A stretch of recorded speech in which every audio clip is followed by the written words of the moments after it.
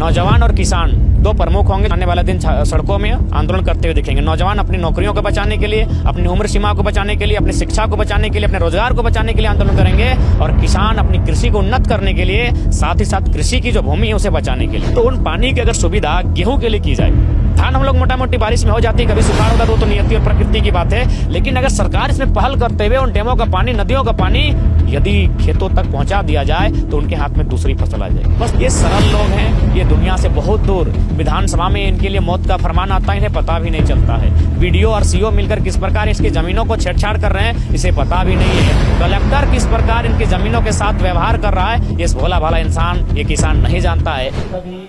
भाषा आंदोलन, स्थानीयता आंदोलन के बाद आज किसान दिवस के मौके पर ओरमांझी की धरती से किसान आंदोलन का भी आगाज हुआ है। हमारे साथ अभी मौजूद हैं जयराम महतो, जाना माना चेहरा झारखंड से, और कहीं ना कहीं भाषा आंदोलन, स्थानीय आंदोलन के जरिए आपने इन्हें देखा होगा। अब ओरमांझी की धरती से इन्होंने किसानों का आह्वान किया। दादा, किसानों को आह्वान कर रहे हैं, क्या कुछ मांग?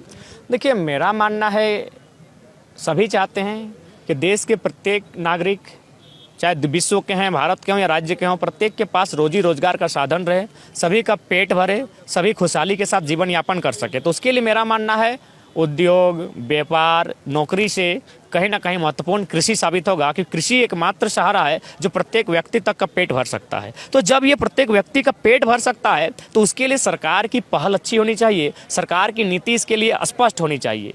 इसलिए हम लोग आंदोलन कर रहे हैं कि सरकार कृषि को लेकर एक नीति बनाए। देखिए, एक छोटा सा उदाहरण देते हैं। आज यदि छात्र परेशान है, क्यों परेशान है?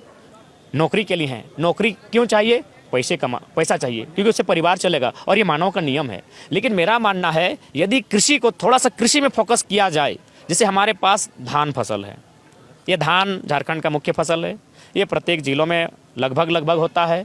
लेकिन जैसे ही धान की फसल समाप्त होती है, किसान बेरोजगार हो जाते हैं। उस समय वो दिहाड़ी मजदूरी के लिए देखते हैं कि कहाँ जाएंगे, 200 रुपये 300 रुपये कमा सकते हैं, या किसान के जो बच्चे भी होते हैं वे भी कहीं ना कहीं परेशान हो जाते हैं। तो यदि मेरा मानना है जो डैम, चंडिल डैम हो, मैथन डैम हो, पंचेत डैम हो, टेनू घाट का डैम हो, कोणार्क डैम हो, बड़ाकर का जो भी डैम बने हैं, कहीं ना कहीं वो बहुउद्देशीय योजना के लिए बने हैं। इससे बहुत सारा उद्देश्य की पूर्ति होगी, बिजली बनेगा, मत्स्य पालन होगा और सिंचाई के लिए। तो उन पानी की अगर सुविधा गेहूं के लिए की जाए, धान हम लोग मोटा मोटी बारिश में हो जाती है, कभी सुखाड़ होता है, तो नियति और प्रकृति की बात है। लेकिन अगर सरकार इसमें पहल करते हुए उन डैमों का पानी, नदियों का पानी यदि खेतों तक पहुंचा दिया जाए तो उनके हाथ में दूसरी फसल आ जाएगी। बस थोड़ा सा विजन को क्लियर करना है, थोड़ी सी पैसे को खर्च करना है। ऐसे आप बहुत पर खर्च करते हैं, बंदर बांट हो जाती है, और आपस में मंत्रालय में बढ़ जाता है, ब्यूरोक्रेसी में बढ़ जाता है, ठेकेदारी में बढ़ जाता है। तो थोड़ी सी अगर पैसे की राशि अगर सही दिशा में खर्च की जाए और उस पानी को अगर खेतों तक पहुँचाया जाए, तो धान के बाद वो गेहूँ उगाएंगे और फिर उन्हें 3 महीना 4 महीने का रोजगार मिल जाएगा। और इससे क्या होगा, धीरे धीरे रोजगार की मात्रा भी कम होगी। झारखंड क्या है, एक माने पर्यावरण का क्षेत्र है, प्राकृतिक क्षेत्र है, यानी यहाँ पहाड़ पर्वत है। तो यदि उसको हम अगर पर्यटन के दृष्टिकोण से देखें तो वहाँ भी स्कोप आ सकते हैं। लेकिन गवर्नमेंट के पास नीति नहीं है। दूसरी बात, अभी आपका देखिए सुखाड़ घोषित किया गया है, और सुखाड़ की जो राशि है वो प्रति एकड़ 3500 है। लेकिन आंकड़े कहते हैं, रिपोर्ट कहती है कि 28,000 खर्च करते हैं 1 एकड़ में जो खेती करने के लिए। तो 28,000 खर्च होता है, 3500 आप दे रहे हैं। तो ये नीति कौन बना रहे हैं, कौन ब्यूरोक्रेसी में बैठे हैं, कौन अधिकारी बना रहे हैं, किस मंत्री के रजामंदी से, किस कैबिनेट में बैठ के आप ये नियम बना रहे हैं जो आपको अंदाजा नहीं है कि 28,000 खर्चा होता है, आप 3,500 में निपटा दे रहे हैं। आने वाले दिनों में क्या किसान भी आपको दिखेंगे झारखंड में आंदोलन करते? मुझे लगता है नौजवान और किसान दो प्रमुख होंगे जो आने वाले दिन सड़कों में आंदोलन करते हुए दिखेंगे। नौजवान अपनी नौकरियों को बचाने के लिए, अपनी उम्र सीमा को बचाने के लिए, अपनी शिक्षा को बचाने के लिए, अपने रोजगार को बचाने के लिए आंदोलन करेंगे, और किसान अपनी कृषि को उन्नत करने के लिए, साथ ही साथ कृषि की जो भूमि है उसे बचाने के लिए। क्योंकि अभी सड़क चौड़ीकरण पूरा अंधाधुंध हो रहा है। और देखिए, हम लोग सड़क के विरोधी नहीं है, क्योंकि पर्यटन भी और जो ट्रांसपोर्ट है वो भारत की उन्नति में, राज्य की उन्नति में योगदान देता है। सड़क चौड़ीकरण होना चाहिए, लेकिन क्राइटेरिया क्या होना चाहिए? जो सड़क तो हवा में नहीं बनेगी, सड़क तो पिलर पे आप नहीं ले जाएंगे, ज़मीन चाहिए नीचे। तो ज़मीन जिनकी ली जाएगी उन्हें उचित मुआवजा मिले, उन किसानों को एक अच्छी राशि मिले। लेकिन 8,000 रुपये प्रति एकड़ जिस ज़मीन पर माने वो अपना परिवार का भरण पोषण करता है, जो सदियों से कर रहा है और सदियों तक करेगा, उसे आप इस तरह कोड़ी के भाव ले लेंगे तो ऐसे में प्रश्न खड़ा होगा और ऐसे में आंदोलन का विषय बनता है। क्या आह्वान कर रहे हैं किसानों को लेकर?